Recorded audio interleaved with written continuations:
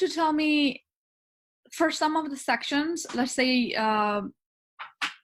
like the compare and contrast passages, like one of the passages that compare two passages and then like find similarities and like differences in those passages.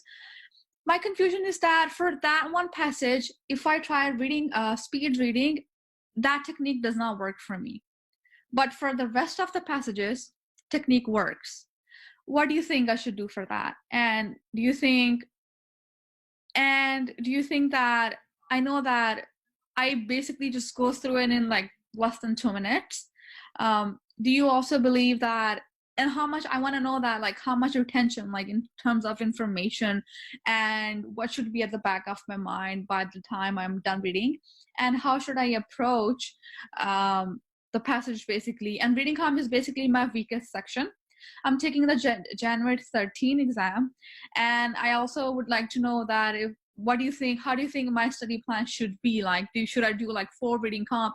And I know that my approach to reading comp, like if I get any question wrong, it's very different as opposed to blind review method. I barely do any blind review method for reading comp because I don't know. I mean, yes, I do kind of find out, I do go over the answers, and I do find out that yeah, I got it wrong, but I don't know how I'm gonna, for the next future passages, I don't know how it's gonna help me. So I barely do any blind review for a reading comp as opposed to LR and logic games, of course. So do you think am I lacking anywhere? What do you think? I really want to pull out my score by January 13 for reading comp. Okay, a lot of questions here. Let's slow down and hit them one by one. So you mentioned that the comparative reading technique, you need something a little bit different for that portion of the reading comp section. Definitely. If you do, totally fine. Take a different approach. It's worth experimenting, and you have enough time between now and the January LSAT to play around with different techniques and see what works for you. For the comparative passages, they are a little bit different in nature. And so I would suggest simply walking away with what is the main theme or idea of each of the two. What are their different areas of focus? I'm just taking notes, okay? Just don't. Yeah, sure. So just a couple of words about each of the two passages. And that's actually what I recommend for the other passages as well. Walk away with simply the main idea and maybe have a word or a phrase summarizing the author's opinion, which is, of course, the main idea. Okay. You asked about your study plan from now until January, which is at the moment, it's about 6 weeks away, right? 5-6 weeks. So a lot should be, of course, full length 5-section timed exams. I want you doing at least 1 per week, maybe 2, along with a detailed review of those exams. Okay. And then if you have certain weak areas, you could drill those either doing individual sections or doing certain questions by type. Okay. Now, for reading comprehension, you said that you were talking about review, and whether you do blind review or not, it's okay. What's really important, I think, is finding the support in the passage for whatever you're choosing. And during your review, what is the support? What are the line references supporting a given answer choice? What is your advice on not finishing up the last few questions on logic games? Well, what score are you shooting for? 165. And I want a perfect score for a logic game. And if I do untimed, I get 23 out of 23. All correct. It's just with time, honestly. It's just with time, and I really hate it. But I don't know. I see that a lot of people get accommodations. I do have a little bit of test anxiety, but I don't really know if I'm gonna qualify for that. But I think time is the biggest barrier for me. Really the biggest for that score. It brings me definitely. And also reading comp on tablet, I took the July exam on tablet. It's very different. I try to speed read.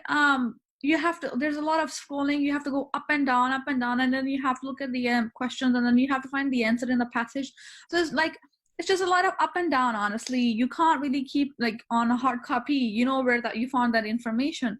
But on the tablet, it's just a lot of scrolling, and you don't know, I saw that somewhere, but I don't know where though. So that do take a lot of time. I can tell you that that takes a lot of time on just kind of scrolling up and down. I really hate that. Although it's really good for like reading other sections logic game, I would say okay, and LR, but reading com it's not the good one for on a All test. right, so let's hit that and then go back to the games question. So for reading comprehension, how much practice have you done on a tablet? Like 10 to 15 days.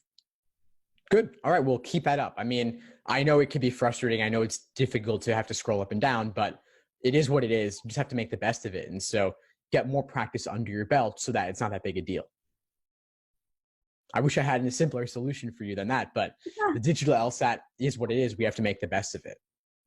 And do you think that the same score is possible on a digital tab as opposed to on the paper pencil for reading comp? It is. And there are certain benefits to the digital format, like removing any ambiguity or mistakes about timing because the countdown clock is fixed. And also the ability to flag questions and come back to them later is also a nice thing. Yeah. I didn't use that last time.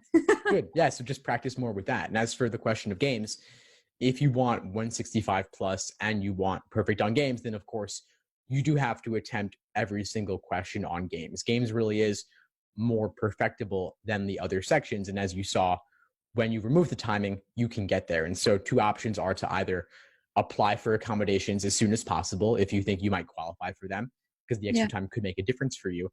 Otherwise, and really either way, drilling games. Drill all the games. You could theoretically do every logic game ever released. And that way you would not have anything new under the sun on test day. Got it. Yeah. I think that's a really great advice you gave me, because once I do every single game in and out, basically there's nothing else for me to learn. I would have learned almost everything that's out there for logic games. That's such a great advice. I didn't think of that. Yeah. And I can put like schedule my study plan according to that for until January 13th. Okay. That's really good. That's really helpful, honestly. Of course. Sure. Are there any other questions you have for me in order to feel complete for today? One last question for LR. Before doing timed sections, what do you think? Do you think like how much, I don't know how to put this question, but I heard a lot of people say that you need to do a lot of untimed question, a lot of practice question, and once you get a hang of them, if you didn't do them with time, it's not gonna be a big problem. But I tried that. I'm doing that, but I feel like until January 13, I still don't have enough time to like do one time and then do time like in 1 month. And also, I want to put in my application for the cycle and like for Columbia and NYU. I just hope that I'm not too late in the cycle, because I do have a 4.1 GPA and I want to get a perfect score. I mean, of course, of 165 and above on the LSAT, because I do qualify. I'm a URM student, so I do hope that there's some sort of leverage on my end from those schools. But yeah, these are the few things that I discussed with you that are kind of becoming an obstacle in my score to a 165 and above. Well, the good news is that January isn't too late.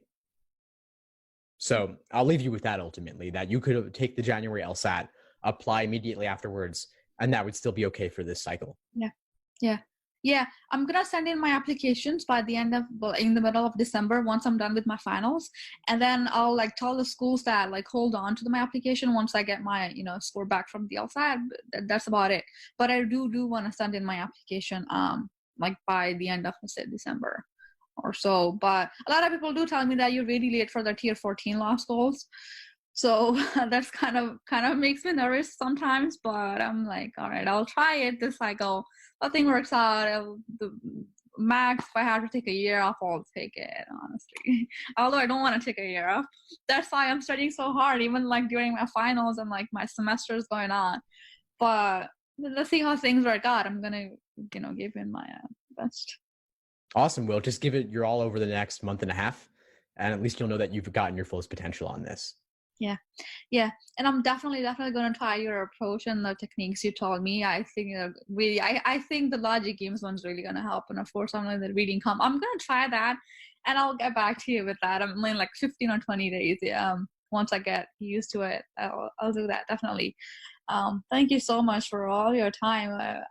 Sorry, I mean, we had a confusion, but thank you so much for all the time. Is there any way you like provide some sort of tutoring? Like, I do, yeah, and I can send you more information on that afterwards. okay, that really works. Of course, sure. What would you say is the biggest insight you got from our call today? I think you really showed me, gave me a clear direction. The things I was having trouble with, I was confused. You really turned that confusion into like some sort of concise direction or a path that I gotta follow. And you gave me different alternatives to think that were not on my mind, and now I have these, and I'm definitely going to try them. So you basically showed me the way. I was confused, I was lost, and you showed me the way. That's what else can I take from that? So that was really, really, really helpful. Applying these techniques and approaches for the next 6 weeks. I don't know what else. That was really helpful. Really, really helpful. I was lost, and you showed me the way. Great. All right. Well, I'm glad I was able to help, and I'll be in touch with more information. Okay, sure. Thank you so much for your time. My pleasure here. Take care. Thanks for tuning into the show. Please subscribe if you haven't done so already to be notified of new episodes as I release them. And feel free to reach out if you need anything at all as you move forward with your prep. I'm happy to help however I can. In the meantime, I'll wish you all the best and take care.